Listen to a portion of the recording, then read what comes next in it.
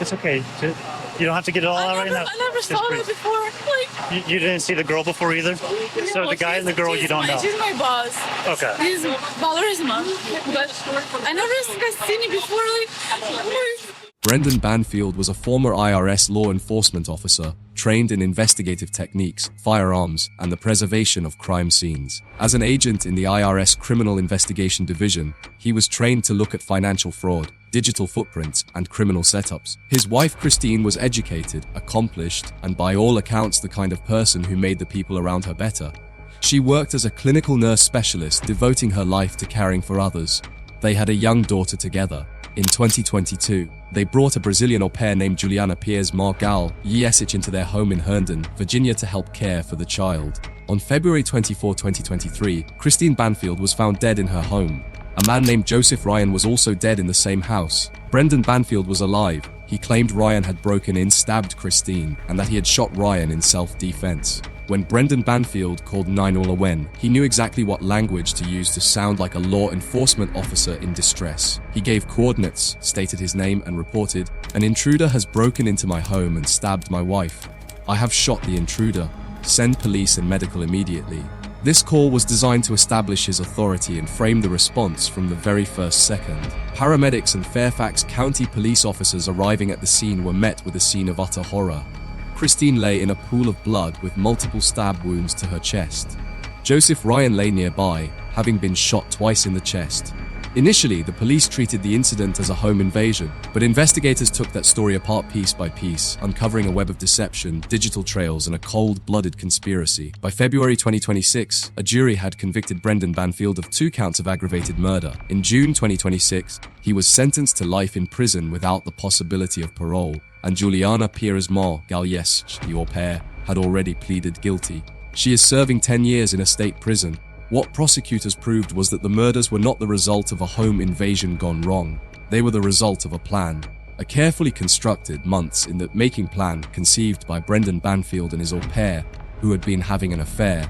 Juliana had arrived from Brazil in late 2022. Within months, she and Brendan began a sexual relationship. During their affair, Brendan took Juliana on trips, bought her expensive gifts, and even took her to a local shooting range. At the range, Brendan taught her how to handle and shoot the 9mm pistol that was later used to kill Joseph Ryan. This shooting range practice was a crucial detail that prosecutors later used to show she had been trained by Brendan for the violence. The prosecution introduced evidence that Christine Banfield had been deeply unhappy in the marriage. They had been sleeping in separate rooms, and Brendan had been trying to isolate her from her family. She had consulted a divorce attorney in late 2022, which provided Brendan with an immediate motive. He did not want to lose custody of their daughter or half of his pension and assets in a costly divorce proceeding. The plan involved luring a third party, Joseph Ryan, to the house. Banfield and Magalhães had found Ryan through FetLife, a social networking site for people interested in alternative relationships. They created a profile using Christine's identity and photos under the username Christine Fairfax.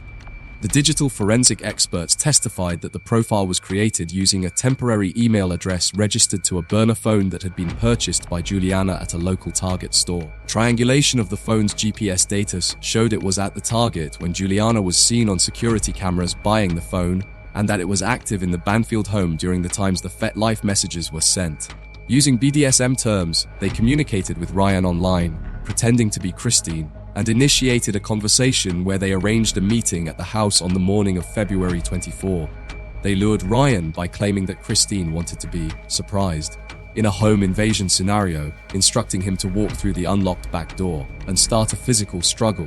They used Christine's identity to bring a stranger to her own home, planning to kill both of them.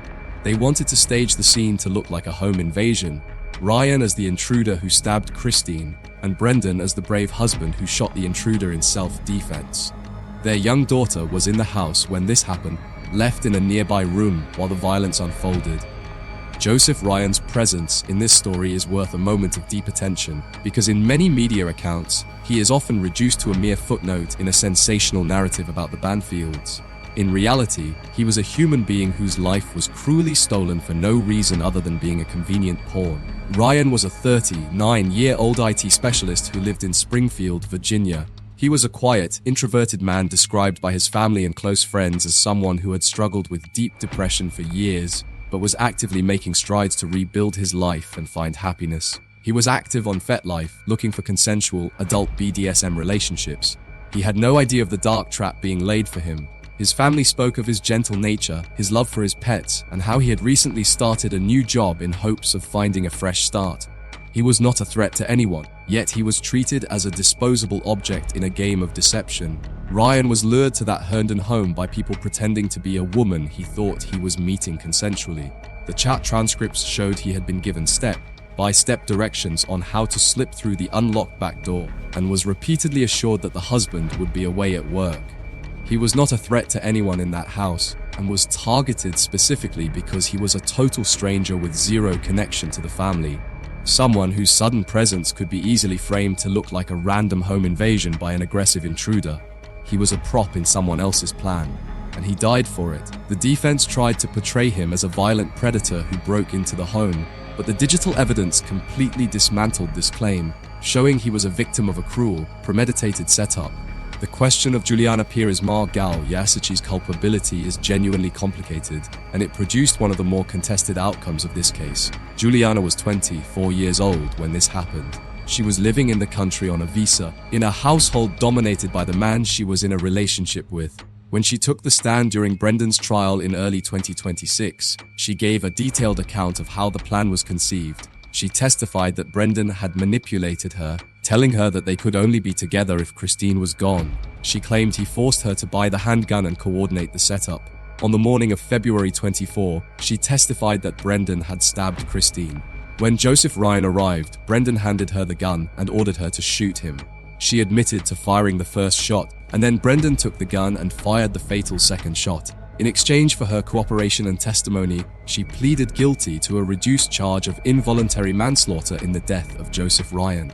The prosecution recommended a sentence of time served, arguing she was a victim of coercion. Judge Penny Ascarate did not accept that recommendation. Judge Ascarate, who had also presided over the high-profile Johnny Depp v. Amber Heard trial in Fairfax County, was known for her strict adherence to sentencing guidelines and her intolerance for courtroom manipulation. On February 13, 2026, Judge Ascarate sentenced Juliana to the maximum sentence of 10 years in prison. The judge addressed her directly, stating, "You were not a passive victim. You participated in a plan to lure a man to his death. You bought the gun, you lied to the police, and you pulled the trigger. Cooperation with the Commonwealth is valuable, but it cannot buy a free pass for murder."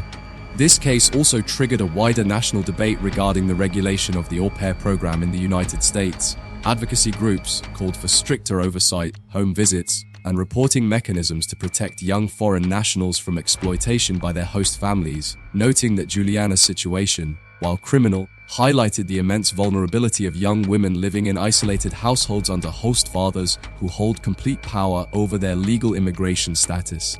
Brendan Banfield maintained his innocence throughout the trial and at sentencing.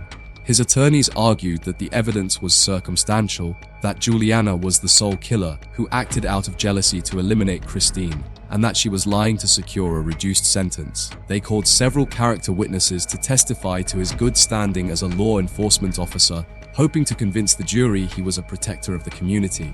However, the prosecution, led by Deputy Commonwealth's Attorney Casey Lingen, countered that his law enforcement training made his ability to manipulate the crime scene and fabricate a home invasion even more dangerous. The prosecution presented the digital forensics, the gun purchase records, the burner phone texts, and the blood spatter analysis. When detectives walked in, they noticed that the physical evidence did not support a struggle. There was no signs of forced entry, and the back door was unlocked. Additionally, investigators discovered that the security cameras around the exterior of the house had been conveniently turned off shortly before Joseph Ryan arrived. This selective gap in surveillance footage raised immediate red flags for the Fairfax County detectives, who recognized it as a deliberate act of sabotage designed to conceal who was entering and leaving the residence on that fateful morning.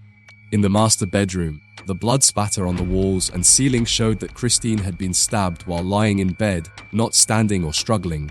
Forensic experts analyzed the bloodstains on Brendan's clothing and found high-velocity impact spatter on his shirt cuffs, proving he was in close proximity to Christine when she was stabbed, which directly contradicted his statement that he was in another room. Joseph Ryan had been shot twice, but there was no soot or gunpowder residue on his clothing, proving he was shot from a distance of several feet, which contradicted Brendan's claim of a hand-to-hand struggle. The defense tried to argue that the lack of Brendan's fingerprints on the knife handle proved he never touched it. However, the prosecution's forensic analyst testified that the knife handle was textured and covered in blood, which made it extremely difficult to recover clean, latent fingerprints. The jury rejected the defense's arguments on every count. They convicted him of 2 counts of aggravated murder, as well as firearm offenses and child endangerment. On June 5, 2026, Judge Azcarate sentenced Brendan Banfield to life in prison without the possibility of parole. During the sentencing hearing, emotional impact statements were read by Christine's mother, Donna Stone, who spoke of the change in Christine's behavior in the months leading up to her death, noting that she had become quiet, anxious, and appeared to be walking on eggshells around Brendan. Donna testified that she felt a sense of dread when she first heard about the au pair arrangement, feeling that it was an attempt by Brendan to further isolate her daughter. Relatives of Joseph Ryan also spoke, highlighting the senseless loss of their loved one. He is a former federal law enforcement officer who killed his wife, and an innocent stranger framed the stranger as the perpetrator and left his daughter in the house while doing it. He will spend the rest of his life in a maximum security prison. Christine Banfield's family lost a daughter, a sister, a mother. Joseph Ryan's family lost someone who had no reason to be involved in any of this. Juliana Peres Magalhães will serve 10 years and then, presumably, return to Brazil. Whether that sentence reflects the full weight of her responsibility is something people will continue to disagree on. Some see her as a victim of a manipulative older man, while others see her as a willing co-conspirator. Brendan Banfield will die in prison. The daughter who was in that house on February 24, 2023, is growing up without her mother and without her father. She was placed in the custody of Christine's family, who are now raising her in another state, shielding her from the media spotlight. She was there when it happened. Whatever she remembers, whatever she will always carry, is something no verdict addresses. Like and subscribe if you want to follow more deep dive true crime stories and legal analysis on this channel. Make sure to hit the notification bell so you don't miss any updates. Leave your thoughts in the comments section below. This case raises profound questions about trust, manipulation, and the responsibilities of the justice system. Thank you for watching, and I will see you in the next video.